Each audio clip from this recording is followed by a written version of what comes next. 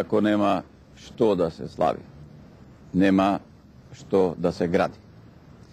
Верувам дека оваа реченица ќе откриете кај многу западноевропски учени, но всушност ресурсот за таа реченица се наоѓа токму овде. Европската наука нативко прифаќа дека Скопје е прапочетокот на европската архитектура.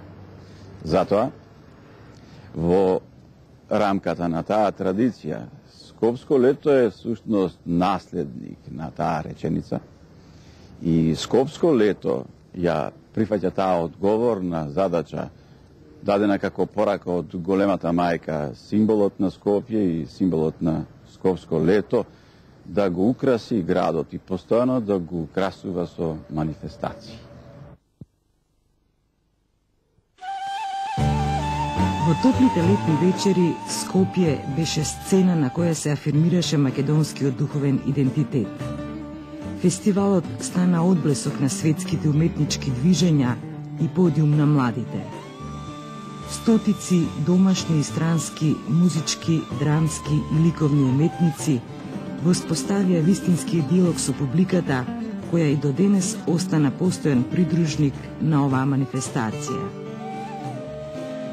Скопското лето се формира пред 3 децении, пред 30 години, како потреба на една нова млада генерација да ги искаже сите своји енергетски потенцијали, генерација на творци и генерација на посетители кои што денеска значат нешто во интелектуалниот живот во Македонија. Самата идеја се базира да Скопје се придружи на мапата на европските метрополи во периодот на летото. Непосредно по мајските оперски вечери престануваше комплетниот живот во градот се до есенските премиери.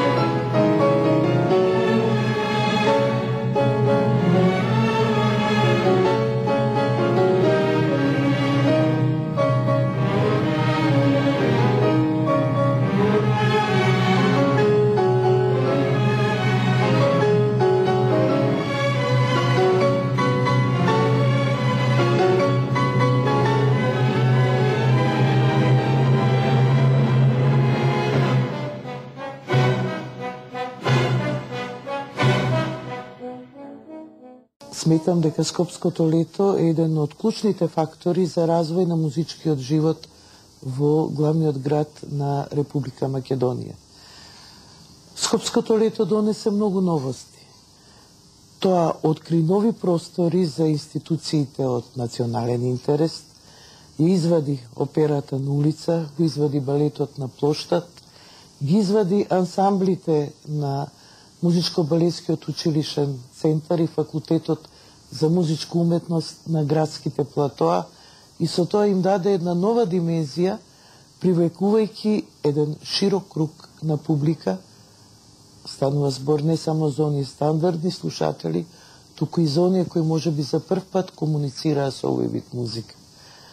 Скопското лето е фестивал со значајна референца професионална, пред се и заради своите меѓународни комуникации, и како такво тоа одигра голема улога за една генерација на помлади уметници, бидејќи овој фестивал секој пат беше отворен за помладите, за нивните први навистина сјајни достигања. Значи, сакам да кажам дека и оваа селекција секој пат професионално била многу издржана и со самото тоа многу е атрактивна